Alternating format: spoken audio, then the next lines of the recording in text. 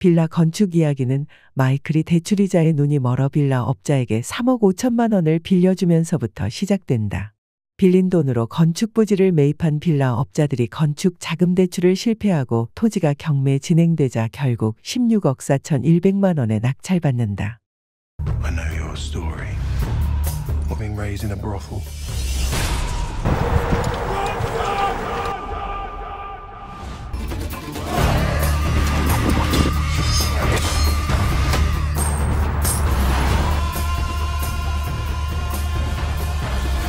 You felt it. The power.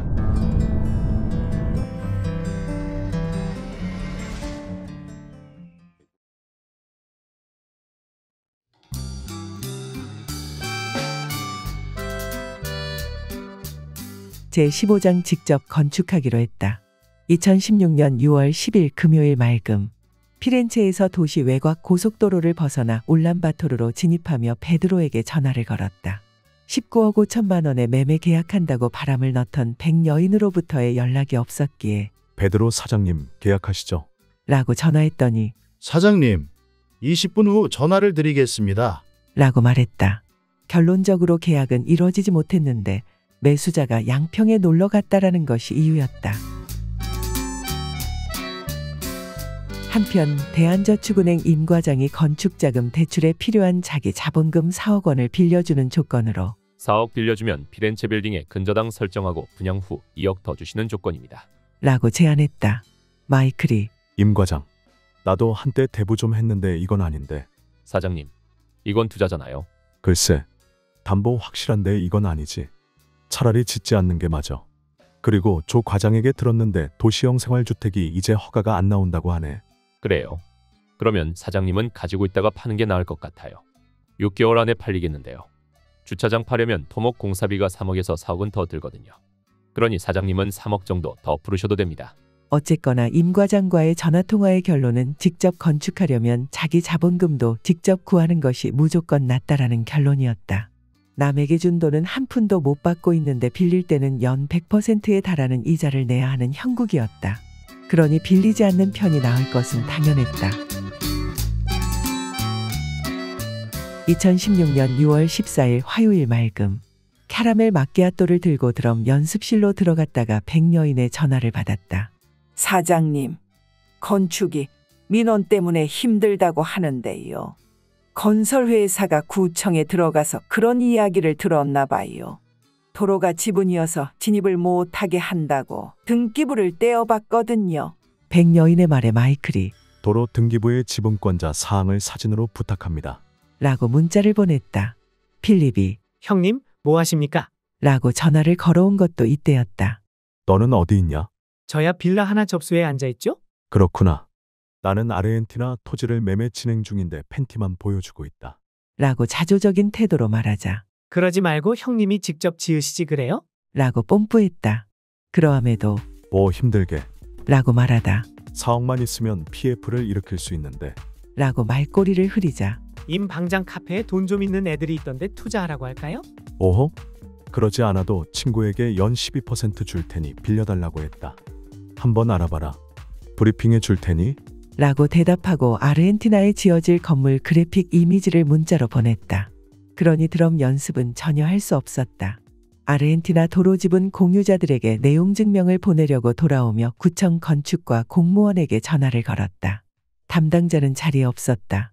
메모를 남겨두었으나 연락도 오지 않았다.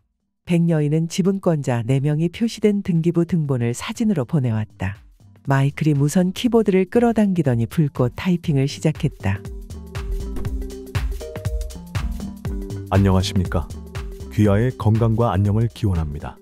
발신인은 아르헨티나 34번지 소유자 및 건축주입니다. 늦게나마 지면으로 인사를 드려 송구합니다.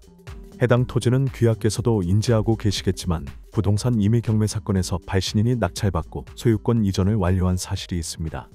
그러나 토지의 유치권을 주장하는 업체가 있어 업체를 상대로 부동산인 도명령 승소하고 구청에 건축주 명의 변경을 요청하였으나 거부되자 건축주 명의 변경 행정심판 청구를 하여 승소하고 구청으로부터 건축주 명의 변경 완료하였습니다. 또한 관련자들에게 형사고발 및 손해배상 민사소송을 제기하고 승소하느라 적지 않은 시간이 흘러 공유토지주 여러분들께 인사를 드릴 겨를이 없었던 점 양해 부탁드립니다. 이런 이유로 발신인은 이제야 공사를 재개할 준비가 되어 그 사실을 알리며 더욱 아름다운 건축이 이루어질 수 있도록 도움 부탁을 드리고자 서신을 보내게 되었습니다. 아울러 토지와 건축에 대해 공사방해, 음해, 공갈, 사기 등의 행위를 하는 자들이 있다면 제보 부탁드립니다. 발신인이 앞장서서 민형사상 책임을 알게 해주겠습니다. 아무쪼록 가정의 행복과 화평이 가득하시길 바라며 토지 및 건축과 관련 궁금한 사항이 있으면 언제든 아래의 연락처로 연락하시기 바랍니다. 자신이 타이핑했음에도 명문이라고 만족하는 웃음을 흘리며 12장을 출력한 후 울란바토르 우체국으로 가서 빠른 등기 반송 필요 없습니다. 라며 접수를 했다. 그리고 혼자만 감정을 상할 수 없다라며 베드로에게도 전송했다. 베드로가 민원이 되지도 않는데 민원이 되나요? 뒤에서 돼지 새끼가 조종하는 것 같아요. 임진태하고 같이 일한 놈 그 돼지 새끼요? 라며 백 회장이라는 사내를 지칭했다. 백 회장이라는 사내는 마이클이 낙찰받자 바지 하나를 내세워 공사비 어쩌고 삥을 뜯으려다 혼쭐이 난 적이 있다. 후진 동네의 후진 놈이었다. 2016년 6월 15일 수요일 비. 아르헨티나 구청 건축과에 전화했더니 담당 공무원이 바로 받았다. 아르헨티나 34번지 토지 소유자 겸 건축주입니다. 건축 사항과 관련해 2가지 정도 여쭤보려고 전화를 했습니다. 라고 말하며 공사하는데 문제 없는 거죠? 라고 본론으로 들어갔다. 담당 공무원이 글쎄요, 사실적으로 그 땅이 민원이 많은 곳이잖아요? 아, 저번에 이야기한 도로 지분권자 이야기 말인가요? 라고 넘겨짚었다. 그러자 도로도 그렇고 공사하시기 힘드실 것은 사실인 것 같아요. 그래서 공사 진행하는데 어려움이 있을 거라는 것을 이야기한 거고요. 실제로 문의가 많이 왔어요. 그런 거야 공사를 하면 다 발생하는 거고 손해를 보게 하면 손해배상해서 받으면 되는 거고 여기까지 올 때 그냥 온 것은 아니니까요. 문제는 행정적으로 문제가 있느냐 이겁니다. 저희야 뭐 행정적인 문제가 있겠어요? 그러면 공사하는 데는 행정적인 문제가 없다 이거죠? 그렇죠. 그러면 공사를 하실 거죠? 그렇습니다. 그래서 알아보다 공사가 어렵다 그런 이야기가 나왔다고 하기에 깜짝 놀라 전화를 한 것입니다. 어제 방문한 사람은 없었습니다. 공사를 하시려면 철근이랑 그런 게 오래되어 녹을 잘 벗겨야 하실 거고 드라이비트는 화재에 취약해서 설계 변경이 좀 들어가야 할 것 같고요. 그 정도죠?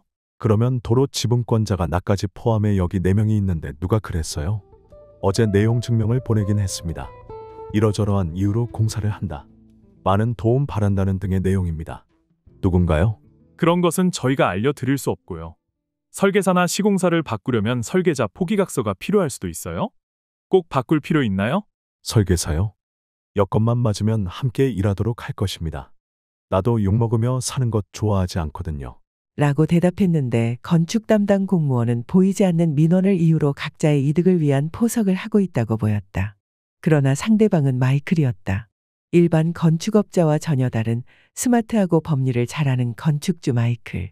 그래서 담당 공무원은 선생님이 법을 잘 아시고 계시니까 그런 것은 문제가 없으리라 생각되지만 이라고 말꼬리를 흐렸다. 당연히 모든 통화 내용은 녹음되었다. 현장 소장 준열도 전화를 걸어와 언제쯤 공사를 시작하시려고요? 라고 물었다. 지금 당장. 있는 돈으로 시작하고 부족하면 중지하지 뭐. 알겠습니다. 그러면 저는 건설회사와 설계사 만나고 철근업자 수배해 볼게요. 도화선에 불이 붙고 있었다. 사람을 모으고 돈을 모아서 작게라도 건축을 시작하기로 했다.